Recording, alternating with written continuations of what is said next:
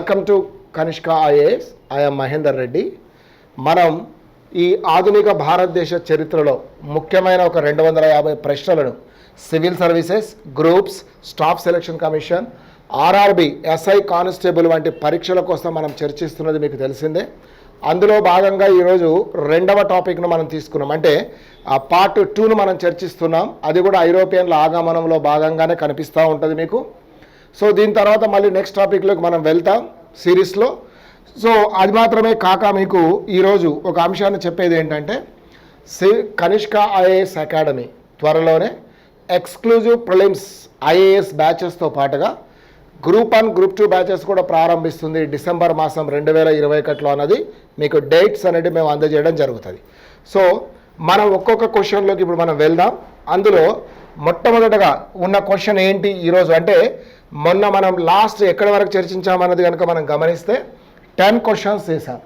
ఈరోజు 11th one మనం discuss చేయబోతున్నాం. Which of the following statements about the French East India Company are true? ఈ క్రింది వాక్యాలలో French East India కంపెనీకి చెందిన వాక్యం సరైనది ఏది అని అడిగాం. సో మొదటిది ఏమన్నాం, it was formed in 1600 by a group of French merchants అనేది చెప్పాం. వాస్తవంగా 1600 సంవత్సరంలో కాదు ఇది ఏర్పాటైంది. ఫ్రెంచ్ ఈస్ట్ ఇండియా కంపెనీ అనేది 1664లో ఎవరు ఏర్పాటు చేశారు దీన్ని? ఫ్రెంచ్ ప్రభుత్వమే దీన్ని ఏర్పాటు చేయడం అనేది జరిగింది. ఫ్రెంచ్ ప్రభుత్వం. సో ఇది వ్యాపారులు కాదు, ఫ్రెంచ్ ప్రభుత్వం ఏర్పాటు చేసింది. పైగా అది 1600 సంవత్సరం కాదు, 1664 అన్నది మనకు తెలిసిందే. సో అది అయిపోయింది. రెండవది, దీని నిర్మాణం వెనుక ఉన్న వ్యక్తి Colbert. The man behind its formation was Colbert. ఈ కోల్బర్ట్ గారు ఎవరు అన్నది కనుక మీకు తెలిస్తే, ఆనాడు ఫ్రెంచ్ ఆర్థిక మంత్రిగా పనిచేశాడు. పైగా ఫ్రెంచ్ ఈస్ట్ ఇండియా కంపెనీ స్థాపనలో ముఖ్యంగా ఎందుకు ఇలా ఆరాటపడ్డాడు అంటే కారణం ఒకటే, ఇంగ్లీష్ ఈస్ట్ ఇండియా కంపెనీకి పోటీగా చాలా కాలం పాటు ఫ్రెంచ్ వాళ్ళు ఆంగ్లేయుల మధ్య వైషమ్యాలు ఉన్నాయి కాబట్టి పోటీగా మాత్రమే ప్రారంభించడం వల్ల దీని ప్రయత్నం అనేది ఆయన చేశాడు. కాబట్టి ఇది నిజం అని మనం చెప్పుకోవచ్చు. తర్వాత మూడవది, ఇది ఫ్రెంచ్ ప్రభుత్వం యాజమాన్యం site. It was owned and managed by completely the French government అనేది రాశాం. సో సత్యం ఇది. కంపెనీ ఇక్కడ కంప్లీట్గా ప్రభుత్వమే తప్ప ప్రైవేట్ కంపెనీ మాత్రం కాదు. ఇది కూడా ట్రూ. తర్వాత ఇది 1725లో రద్దు చేయబడింది అని రాస్తాం. ఇది 1725లో కాదు, 1769లో రద్దు చేయబడింది. ముఖ్యంగా 1769లో రద్దు చేయబడింది. రద్దు చేయబడి 1785లో పునఃప్రారంభించిన చివరికి 1794లో మళ్ళీ బ్యాంక్రప్ట్ దివాలా తీయడం వల్ల ఈ కంపెనీ పూర్తిగా శాశ్వతంగా మూతపడింది ఒక రకంగానే మనం చెప్పుకోవచ్చు. సో దీంతో ఇక్కడ నిజమైనవి లేదా సత్యమైన వాక్యాలు ఏంటంటే రెండు. The truths are only the true. 2, the man behind its formation was Colbert. రెండవది ఇది. 2, 3 మాత్రం సత్యం. ఈ 2, 3 కరెక్ట్ ఆన్సర్ బి అని మనం చెప్తున్నాం. సో దీని ఆన్సర్ ఏంటంటే మనకు బి వచ్చింది అని మనం గమనించవచ్చు. నెక్స్ట్ క్వశ్చన్ వచ్చే వరకు మీకు రెండవది. సో దీన్నే మనం ఏమంటున్నాం, 12వ క్వశ్చన్గా మనం ఇక్కడ డిస్కషన్ అనేది చేస్తున్నాం. 12వ క్వశ్చన్గా ఇది డిస్కస్ చేస్తున్నది ఏంటంటే, which of the following statements about the Danish లేదా Danes in India are correct? ఈ క్రింది వాక్యాలలో భారతదేశంలో డేన్స్ వారి గురించి ఉన్న ప్రకటన ఏది సరైనది అన్నది మనం చూసాం. సో ఇక్కడ ఏంటి అని అంటే మనకు వచ్చే వరకు ఏది ఒక్కొక్కటిగా కనుక మీరు చూస్తే, ఏది ఈ యొక్క డానిష్ వారికి సంబంధించిన వార్తలు కనుక మనం చూస్తే, మొదటిది, వీరు 1620లో తమిళనాడులోని ట్రాంకోబార్ నందు ఒక ఫ్యాక్టరీని స్థాపించారు. దానికంటే ముందు మనం వెళ్ళవలసింది ఏంటంటే, అసలు ఈ కంపెనీని Danish, the east India Company of Danish అనేది ఎప్పుడు ఏర్పాటైందన్నది కనుక మీరు గమనిస్తే 1616లో ఏర్పాటై 1620లో ఈ యొక్క ట్రాంకోబార్ లేదా ట్రాంకిబార్ దగ్గరికి వచ్చి వీళ్ళు ఒక ఫ్యాక్టరీని ఏర్పాటు చేసిన తొలినాటి నుండి కూడా వీళ్ళ ప్రధానమైన ఉద్దేశం వర్తకమో వాణిజ్యమో చేయడం కంటే ప్రధానంగా వీళ్ళు దృష్టి సారించినది మాత్రం మిషనరీ సేవా కార్యక్రమాలు, ప్రత్యేకించి మతపరమైన కార్యక్రమాలకు మాత్రమే వీళ్ళు ప్రాధాన్యతనిచ్చారు అన్నది మాత్రం మనం తెలుసుకోవచ్చు. తర్వాత వీరు 1676లో సిరంపూర్ కూడా వచ్చారు. అంటే సిరంపూర్ ఎక్కడుంది, ఇది బెంగాల్ నందు కలదు అన్నది మనకు తెలుసు, ఇది కూడా సత్యమే. తర్వాత భారతదేశంలో ట్రాంకోబార్ వీరి యొక్క ప్రధాన కార్యాలయంగా పనిచేసింది. రైట్, ఇది ముందు అక్కడికే వచ్చారు, అక్కడే కొనసాగారు. ట్రాంకోబార్ నుంచి మాత్రం పూర్తిగా మతపరమైన కార్యక్రమాలే, కానీ సెరంపూర్ నుంచి మాత్రం మతపరమైన కార్యక్రమాలు కాక ఇక్కడ నుంచి వాళ్ళు ఏం చేశారు అంటే పూర్తిగా వాణిజ్యపరమైన కార్యక్రమాలకు అధిక ప్రాధాన్యతనిచ్చారు. వాణిజ్యపరమైన కార్యక్రమాలకు మనం చెప్పుకోవచ్చు. ఇంకా అలాంటప్పుడు 1 సత్యం 2 సత్యం 3 అయింది. రాజధానులు ఒకటే ఉంటాయి, 2 ఉండే అవకాశం లేదు దాని ప్రధాన కార్యాలయం. కాబట్టి 3వ దాన్ని మనం తీసేయచ్చు, 4వ దాన్ని. దీంతో మన ఆన్సర్ 1, 2, 3 అంటే ఫైనల్గా మొదటి 3 వాక్యాలు సరైనవి అని మనం చెప్పుకోవచ్చు. దేనికి సంబంధించి ఇది. అయితే మరి డానిష్ వారు భారతదేశం నుంచి ఎప్పుడు తిరిగి వెళ్ళారు అన్నది కనుక మీరు చూస్తే 1845లో ఈ యొక్క సేరంపూర్, ట్రాంకోబార్ అని పిలువబడుతున్న ఈ 2 ప్రాంతాలని ఆంగ్లేయులకు అమ్ముకొని వీరు వెళ్ళిపోయారు. So they sold they 2 centres or factories to the English East India Company or they so they left India అన్నది మాత్రం మనకు తెలుస్తుంది. సో ఇది ఒకటి 12వ క్వశ్చన్గా. నెక్స్ట్ మనం ఇప్పుడు 13వ క్వశ్చన్ చూడబోతున్నాం. 13వది దేనికి సంబంధించింది అన్నది కనుక మీరు గమనిస్తే ఇది కూడా ఈ ప్రశ్నల వలె కనిపిస్తుంది. ఏమని, what is the chronological order of the following events? ఈ క్రింది సంఘటనలో కాలక్రమానుసారంగా అమర్చాలి అన్నది ఉన్నది. సో ఇక్కడ ఒక్కొక్కటిగా కనుక మీరు చూస్తే మనము జహాంగీర్ ఫర్మానా ద్వారా సూరత్లో కర్మాగారాన్ని స్థాపించడానికి ఆంగ్లేయులకు అనుమతించాడని రాసాం ట్రాన్స్లేషన్లో కొంత. జహాంగీర్స్ ఫర్మానా permitting the English to set up a factory at Surat. Surat దగ్గర ఫ్యాక్టరీ స్థాపించడానికి ఎవరికి వచ్చింది అవకాశం అంటే ఆంగ్లేయులకు వచ్చినది అన్నట్టుగా చెప్తున్నాం. సో ఇది ఎప్పుడు జరిగింది అన్నది కనుక చూస్తే వాస్తవంగా 1 సూరత్ దగ్గర ఫ్యాక్టరీ ఏర్పాటు చేయడానికి గల ప్రధాన కారణం ప్రతి కంపెనీ కూడా వచ్చినప్పుడు పశ్చిమ ప్రాంతంలో 1 కాటన్. మనకు అప్పటి నుంచి ఇప్పటి వరకు తెలిసింది ఏంటంటే కాటన్కు ప్రసిద్ధి చెందిన ప్రాంతం అది. దాంతోపాటు ఇక్కడ వస్త్రాలు బాగా తయారవుతాయి కాబట్టి దానికే ఫోకస్ ఇచ్చాం. వాస్తవంగా జహాంగీర్ 1608 ప్రాంతంలోనే వీళ్ళకి అనుమతినిచ్చిన ఏర్పాటు 1609లో జరగకుండా పోర్చుగీసుల యొక్క ఒత్తిడి మేరకు కొంతకాలం పోస్ట్ పోన్ అయినా చివరికి ఇంగ్లీష్ ఈస్ట్ ఇండియా కంపెనీకి చెందిన సేనాలు సూరత్ సమీపంలోని సాల్వే అనే ప్రాంతము దగ్గర పోర్చుగీసులను ఓడించడంతో మళ్ళీ పోర్చుగీసు ప్రాబల్యం అంతగా లేదని నమ్మిన జహాంగీర్ వీళ్ళకి అనుమతినిచ్చి ద్వారా 1613లో ఈ ఫ్యాక్టరీ ఏర్పాటైంది అక్కడ అని తెలుస్తుంది. 1613 మనకు తెలిసింది. మరి రెండవది కూడా చూడాలి కదా. ఇప్పుడు establishment of an English factory at Machilipatnam. Machilipatnam దగ్గర ఆంగ్లేయులు ఎప్పుడు ఫ్యాక్టరీ ఏర్పాటు చేశారన్నది మనకు క్లారిటీ రావాలి.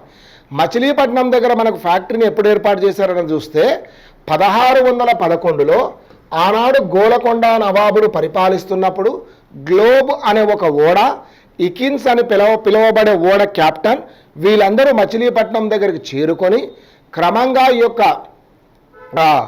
గోలకొండ నవాబు గారిని ఒప్పించి ఫ్యాక్టరీని ఏర్పాటు చేయడం అనేది జరిగింది. సో 1611లో దీన్ని ఏర్పాటు చేశాం అంటే 1613 కంటే 11 కరెక్ట్, కొంచెం ముందుకు వస్తుంది. మనంగా మారిపోతాయి లెక్కలు అన్నది మనం చూడాలి. నెక్స్ట్ వచ్చేవరకు ఏంటంటే పులికాట్ సమీపంలోని ఆర్మగావ్ వద్ద ఆంగ్ల కర్మాగారాన్ని స్థాపించారు. Establishment of an English factory at Armagaon near Pulicat అనేది మనం చూస్తున్నాం. ఇది ఎప్పుడు జరిగింది అన్నది కనుక మనం చూస్తే 1626 నందు వీళ్ళు స్థాపించడం జరిగింది. సో ఇంగ్లాండ్కు సర్ థామస్ రో యొక్క నిష్క్రమణ అన్నాం. ఆయన భారతదేశం నుంచి తిరిగి వెళ్ళాడు. ఎప్పుడు అంటే 1618, 19 ప్రాంతంలో, కానీ మనం 1619కి ఇస్తున్నాం. సో మొట్టమొదటిగా భారతదేశానికి వచ్చిన వాళ్ళు ఎవరు ఆంగ్లేయులు అంటే అకిన్స్ అని పిలువబడేట ఆయనకు క్యాప్టెన్ అనే బిరుదు కూడా ఇస్తాం. క్యాప్టెన్ అకిన్స్ అన్నాం. తర్వాత అకిన్స్ ఖాన్ అని కూడా పిలిచాడు ఎవరు, జహాంగీర్ గారు ఆయన్ని. సో ఆయన విఫలమైన చివరికి ఎవరు సఫలమయ్యారంటే సర్ థామస్ రో గారు సఫలమయ్యారు. ఈయన 1619లో పోయాడు. ఇంకా దీని ప్రకారం ఇప్పుడు మనం లెక్కలేస్తే 1611 మొదటిది, ఇది 1613 2, తర్వాత వచ్చేసి ఏంటంటే 1619 3, చివరికి 4.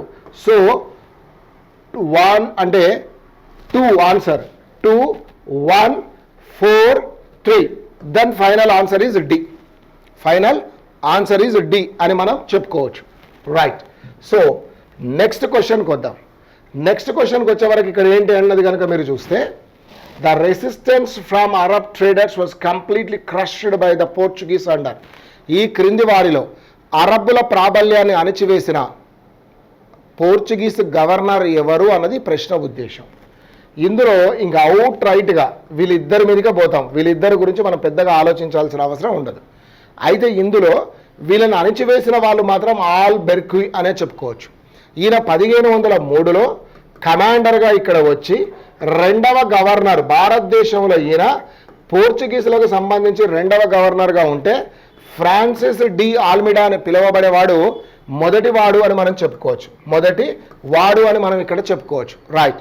సో నెక్స్ట్ అంశానికి వచ్చే వరకు కనుక మనం చూస్తే, అంటే నెక్స్ట్ క్వశ్చన్. సో ఈ పాలకుడి ఫర్మానా తర్వాత డచ్ వారు మచిలీపట్నంలో స్థిరపడ్డారు.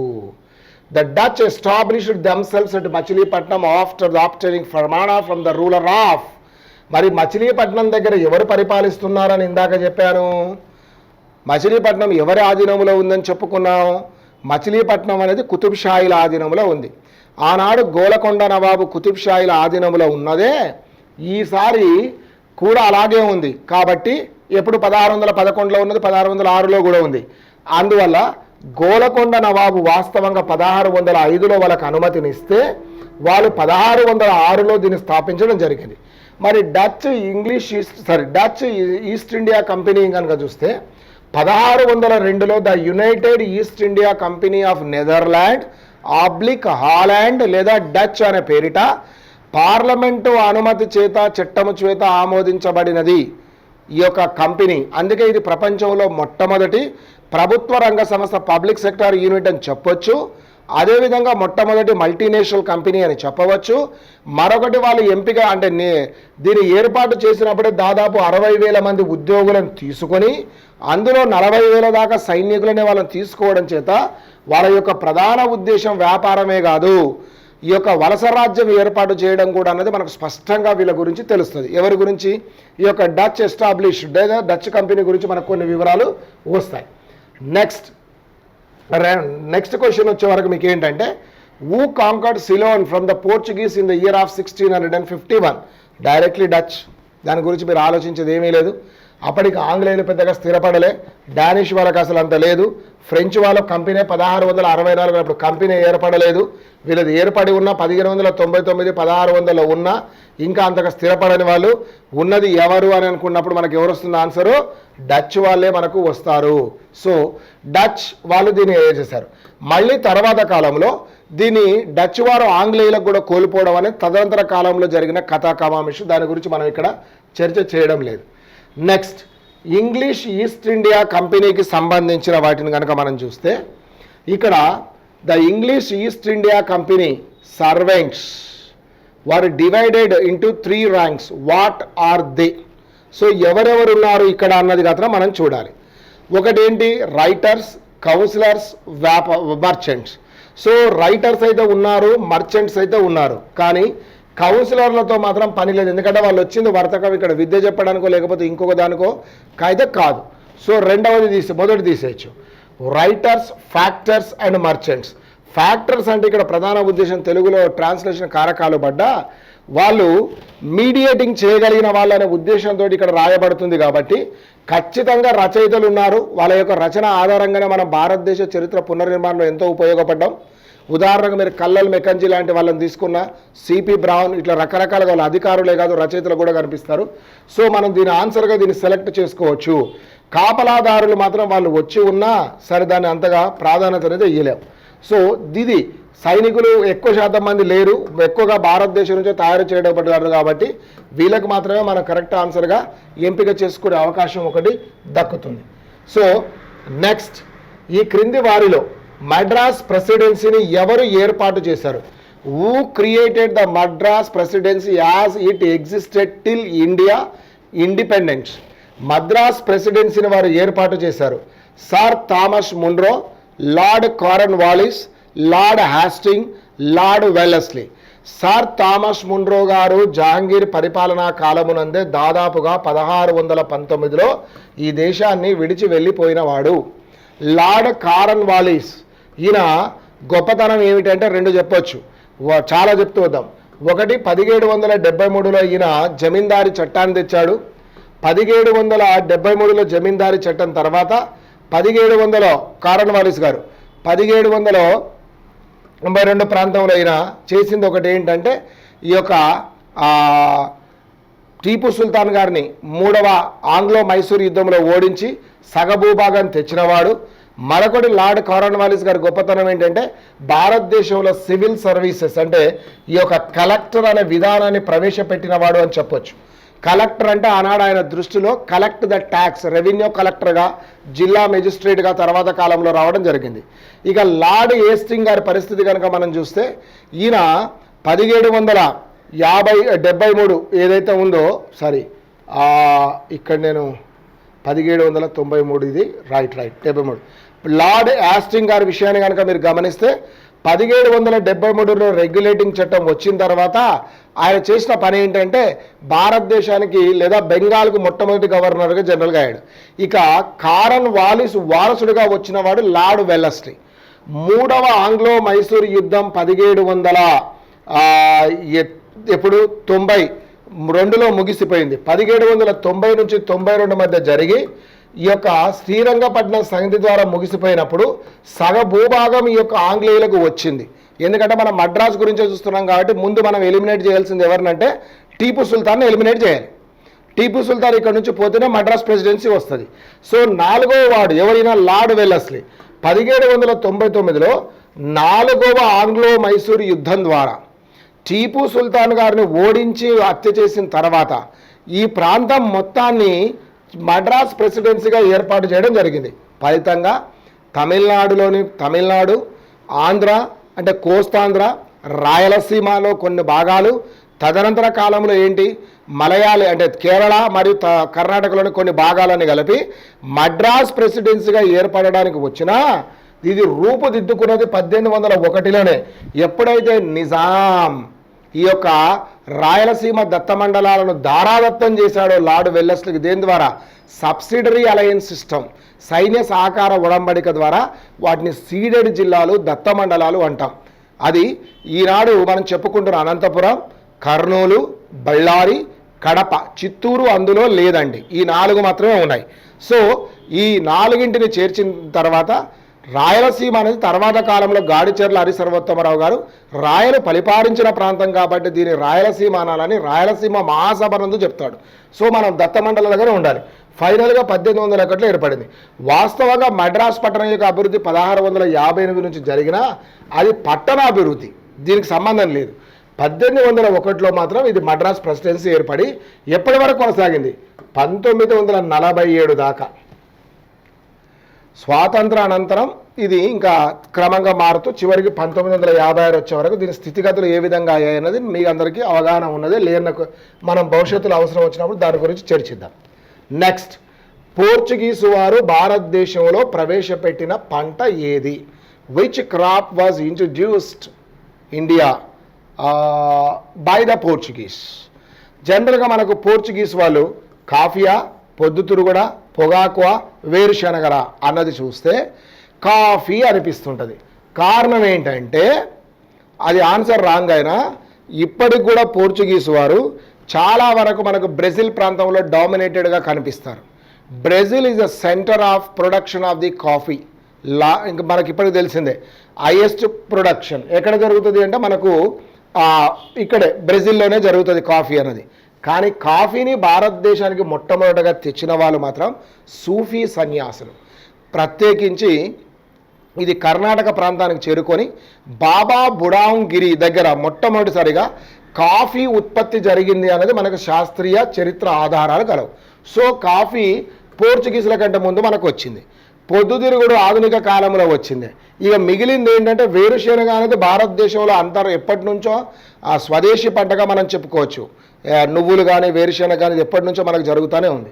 ఇక పొగాకే, మరి పోర్చుగీసులు పొగాకు ఒకటే తెచ్చారంటే కాదండి. పొగాకుతో పాటు వాళ్ళు తీసుకొచ్చిన ఇంకా చాలా ఉన్నాయి. టొబాకో, టమాటో, చిల్లీ, ఇలా పొటాటో. సో ఆలుగడ్డలు లేదా బంగాళాదుంప అని పిలువబడేది కానీ, లేదా టమాటా రాములకాయ అని చెప్పబడుతున్నది కానీ, లేదా పొగాకు, ఇదే మనం ఏమంటున్నాం ధూమపానం కోసం ఉపయోగించేదాని గాను పొగ తాగడం మొదలైన వాడు చూస్తున్నాం. సో ఇవన్నీ కూడా ఎవరు తెచ్చారు అంటే ఈ యొక్క పోర్చుగీసులు తెచ్చారు అనేది మనకు తెలుస్తుంది. చివరి క్వశ్చన్గా మనం చూడొచ్చు. ఏంటి అది చివరి క్వశ్చన్గా మనం చూస్తున్నది అంటే ఈ యొక్క 28th క్వశ్చన్. ఈ 28th క్వశ్చన్ కనుక మీరు చూస్తే కరికాల్ ఎవరు?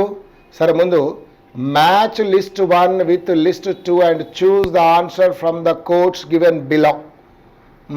ఎవరికి సంబంధించిందంటే ఓకే రైట్, డచ్ ఫ్యాక్టరీలకు సంబంధించింది. ఏ సంవత్సరంలో ఎక్కడెక్కడ ఏర్పాటు చేశారు అన్నదే మనం ఇక్కడ చూసుకోవాలి.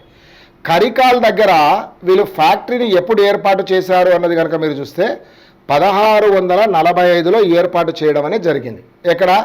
కరికాల్ దగ్గర. రెండవది వచ్చే వరకు భీమిలీపట్నం. భీమిలీపట్నం అన్నది మీ అందరికీ తెలిసిందే, ఎక్కడ కలదు అన్నది కనుక మీరు చూస్తే వైజాగ్ దగ్గర ఉంటుంది. భీమిలీపట్నం 1648. ఇది 2 అవుతుంది. సరే నేను మ్యాచ్ చేస్తూ వస్తున్నాను. సో మరొకటి ఏంటి అన్నది మీరు గమనిస్తే భీమిలీపట్నం యొక్క విశిష్టత మనం తెలుసుకోవాల్సి వచ్చినప్పుడు భారతదేశంలో ఇది 2వ మున్సిపాలిటీగా ప్రసిద్ధి చెందింది. మొదటిది మద్రాస్ అయితే రెండవది మాత్రం ఈ యొక్క వీలదేర్ మనం చెప్పుకోవచ్చు. ఇక చిన్సురా, ఇది ఎక్కడో బెంగాల్ దగ్గర మనకు కనిపిస్తుంటుంది. చిన్సురా అరౌండ్ 1645 రైట్, సరే 1653 మనకు కనిపిస్తుంది. సో చిన్సురా తర్వాత మచిలీపట్నాన్ని మనం చూడాలి. మచిలీపట్నం దగ్గర 1605 ఇందాక చెప్పాను కదండి, 1605లో వాళ్ళు అనుమతినిచ్చారు, 1606లో వీళ్ళు ఏర్పాటు చేశారు. కాబట్టి 5, 6 పెద్దగా మీకు ఏమి ఇబ్బంది ఉండదు. తర్వాత సూరత్లో వచ్చేసి 1616 రైట్. సో మనకేంది కరికాల్ అనేదేమో మనకు 1 ఎక్కడుంది? ఆ 1 అనేది 1645లో కనిపిస్తుంది. అంటే 1 డి, 2 సి, 3 వచ్చేసి ఈ, 4 వచ్చేసి ఏ, 5 వచ్చేసి బి. ఫైనల్గా మనకు ఆన్సర్గా ఇక్కడ కనిపిస్తున్నది ఏంటంటే 1 ఏడి కనో 1 డి ఎక్కడుంది? 1 డి రైట్. ఇంకా ఆలోచించేది ఏముంది? ఏనే answer. So this is 10 questions of today. ఇంకా దీంతో పాటు మీకు త్వరలోనే చరిత్రతో పాటుగా సైన్స్, జనరల్ సైన్స్కు సంబంధించిన కూడా మేము అందజేయడం ప్రారంభిస్తున్నాం. సో మీరు ఇది వినియోగించుకుంటే విద్యార్థులకు ఉపయుక్తంగా ఉంటుందని భావిస్తున్నాం. ఆంధ్రప్రదేశ్లో ప్రత్యేకంగా కొన్ని నోటిఫికేషన్స్ అనేటివి వచ్చాయి. అందులో మీరు సిడిపిఓ కానీ ఎక్స్టెన్షన్ ఆఫీసర్, ఏఎస్ఓ మొదలైన వాటికి యూస్ఫుల్గా ఉంటాయన్నది మీకు చూసిందే జనరల్ స్టడీస్కి. Thank you all.